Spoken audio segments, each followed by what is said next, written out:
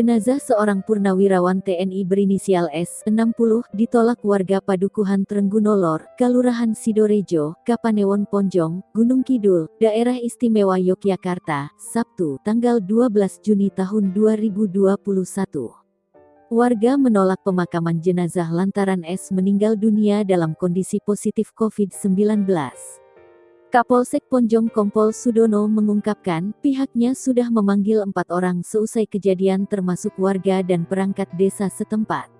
Menurut Kompol Sudono, ketidaktahuan masyarakat mengakibatkan warga menolak. Sudono mengungkapkan, seusai diperiksa dan diberi penjelasan, warga yang menolak pemakaman S tersebut akhirnya menyesali perbuatannya.